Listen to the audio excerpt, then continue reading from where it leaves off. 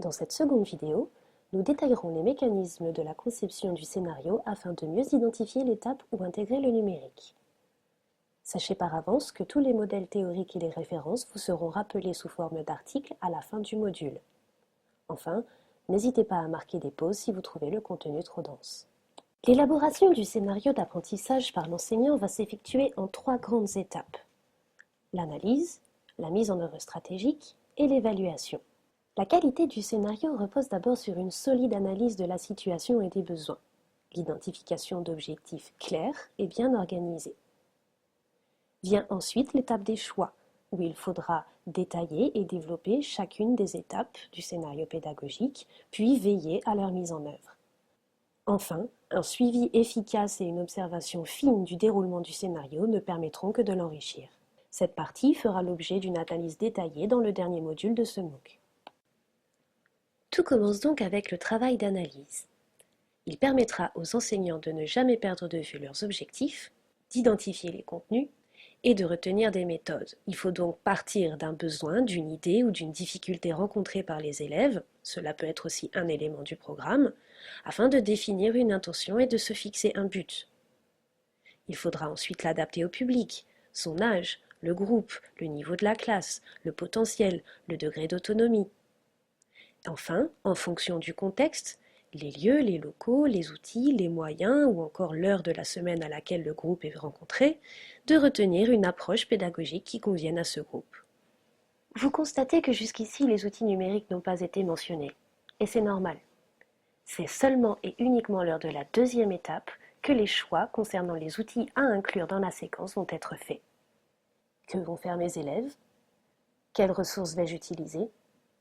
Quels sont les outils qui vont me permettre de transférer les savoirs et les savoir-faire? Et comment vais-je vérifier l'acquisition de mes élèves? C'est exactement et uniquement à cette étape que les outils numériques à ma disposition vont être utiles.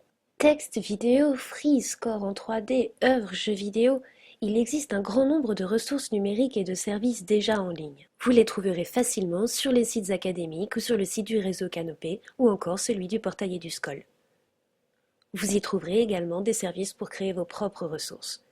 Il faudra veiller toutefois à respecter les licences et à privilégier les ressources académiques reconnues d'intérêt par l'Éducation nationale. Pour mettre en scène et tirer profit des ressources que vous aurez sélectionnées, il vous faudra bien évidemment des outils numériques. Mais l'équipement ne fait pas tout. Il est important de connaître la plus-value de chaque outil, voire même d'identifier clairement quel est son intérêt dans votre discipline. Assurez-vous dans tous les cas de bien maîtriser la manipulation basique de ces outils, afin de ne pas vous mettre en difficulté et d'assurer aussi la facilité d'utilisation pour vos élèves. Pour approfondir la réflexion quant au choix des technologies, il peut être intéressant de consulter le modèle SAMR, qui permet de faire la différence entre les outils qui améliorent l'enseignement et ceux qui transforment réellement nos pratiques. Enfin, il ne faut jamais perdre de vue que ces ressources et ces outils n'auraient aucun intérêt sans l'activité réelle de nos élèves. C'est en se formant au numérique par le numérique que les compétences vont pouvoir émerger. Ce sont ces activités, bien sélectionnées, bien organisées et bien anticipées, qui vont permettre à nos élèves d'être au contact d'outils qui leur permettront d'interagir avec le savoir et de s'approprier la connaissance. Une séquence bien structurée repose donc sur une articulation cohérente entre technologie, pédagogie et savoir académique.